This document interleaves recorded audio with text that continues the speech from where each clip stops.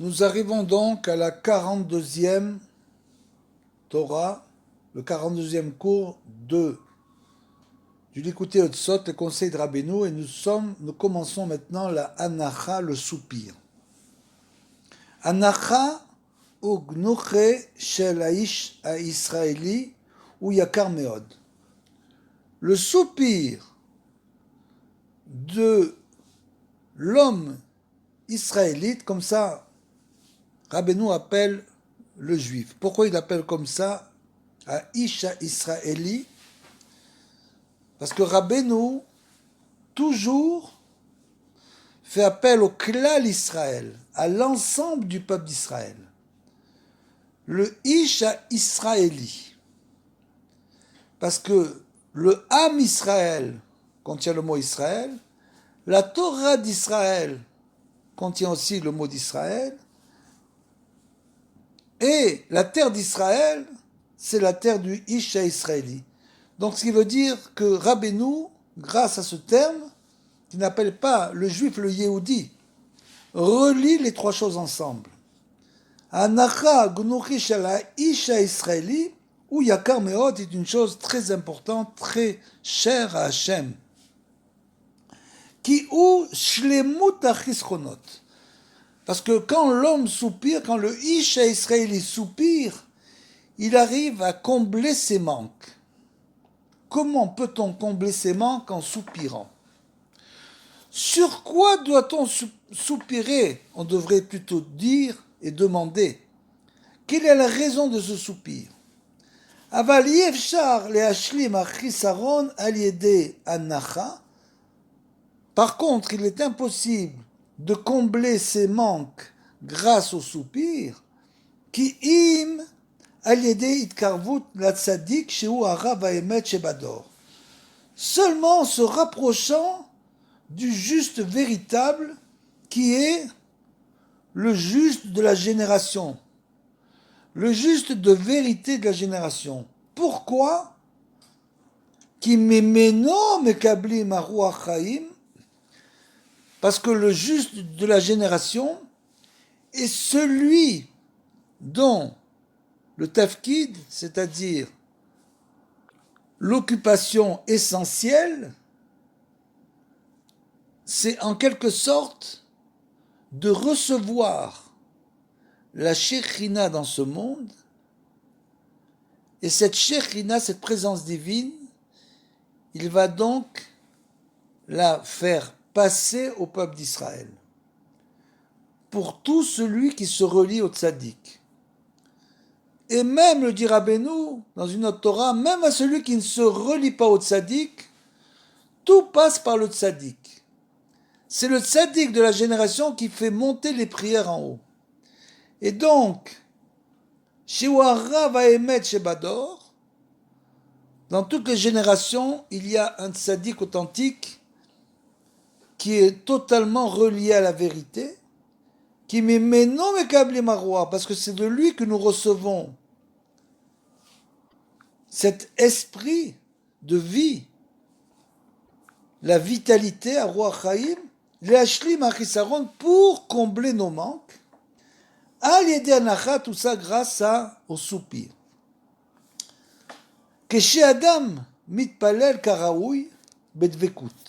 Quand un homme prie véritablement et qu'il est en adhésion avec Hachem, c'est-à-dire qu'il prie vraiment avec concentration et force, oh mitbodet karaoui, ou bien qu'il faut itbodet doute comme il se doit pour se relier à Hachem de manière particulière, comme on l'a expliqué. La prière, quand on va faire les prières, les 3 prières journalières, ou la prière avant de dormir, ce sont des prières qui sont inscrites dans le Sidour, dans le livre de prière. Donc nous faisons une prière commune. Et dans cette prière-là sont inscrites toutes les bénédictions dont l'homme a besoin dans ce monde. Mais l'homme n'a pas encore, quand il fait ces prières-là, qui sont d'un très grand niveau naturellement, n'a pas encore créé une liaison particulière avec Hachem. C'est-à-dire de faire la prière de notre vie, des événements qu'on est en train de vivre. Cette prière-là particulière avec Hachem est appelée Hitbodedut. C'est un lien particulier qu'on crée avec Hachem où on vient lui raconter tous nos déboires, tous nos problèmes, tous les problèmes de notre vie. Et bien sûr, on est toujours obligé de le remercier pour le bien comme pour le mal. Il faut donc remercier Hachem et lui compter nos déboires. Dès cet instant-là, nous dira Rabbeinu, Hachem descend vers nous et commence à s'occuper de nos problèmes. C'est ça le Hitbodedut, entre autres. Ou Be'emsa ou Nofel Be'madregato, et que cet homme-là, soudain, il va descendre de niveau, de sa foi. Zenimshar mibgam ha'emuna, tout ça, c'est parce qu'il a baissé de foi. Sa foi a baissé, il a moins confiance dans le futur, que tout est pour le bien. Il commence à se décourager. Il dit, comment ça fait tellement longtemps que je prie, que je fais Hitbodedut, j'ai pas eu de réponse, ma situation ne s'arrange pas, et donc il baisse dans sa foi. Ve'as sarir she yeshaber libo bekirbo. Tout ça parce qu'il n'a pas encore brisé son cœur. Il n'a pas encore prié avec le cœur brisé. Donc il descend de foi, et à ce moment-là, son cœur se brise. Et quand son cœur se brise, alors d'un coup, il commence à ressentir ses fautes. Il dit, pourquoi tout ça m'arrive? Peut-être que je n'ai pas encore fait la réparation de mes fautes. Et donc, il va commencer à comprendre que tous ces événements qui sont uniquement pour le bien, tous ces événements négatifs, sont là pour l'amener à prier le cœur brisé et demander pardon à Hachem pour toutes les fautes qu'il a faites. Jusque-là, il n'avait même pas pensé à demander pardon pour ses fautes. Maintenant, il va demander pardon pour ses fautes. Et donc il a honte de lui d'être tombé, que ce soit dans les fautes ou dans la émouna. Venishlar mishamaim laaretz, et donc il a été en quelque sorte jeté du haut vers le bas, jusqu'à terre. Veyerachem alasmo ad she itnaneach, et donc il doit avoir pitié de lui jusqu'il commence à soupirer. C'est ça le soupir. On ne soupire pas parce qu'on est en train de souffrir dans une situation et on soupire en disant « Oh là là, encore des problèmes ». On ne doit pas soupirer sur nos problèmes. On doit soupirer sur nos fautes. Pourquoi suis-je tombé si bas?